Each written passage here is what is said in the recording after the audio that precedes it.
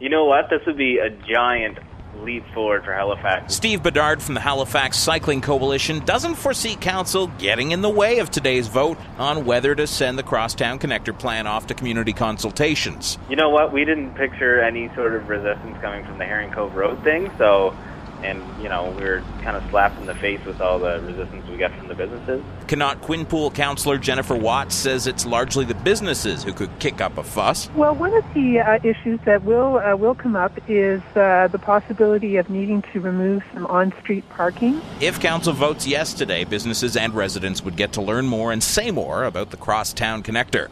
Scott Simpson, News 95.7.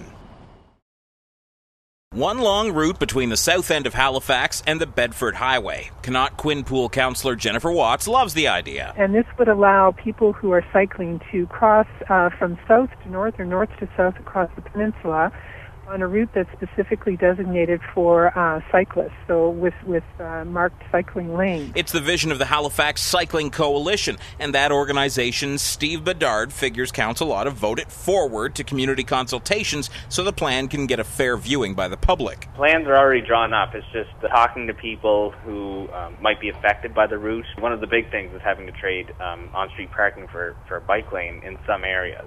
And just seeing, how that impacts businesses, how that impacts residents who work there, deliveries. HRM staff is recommending the bike corridor. Scott Simpson, News 95.7.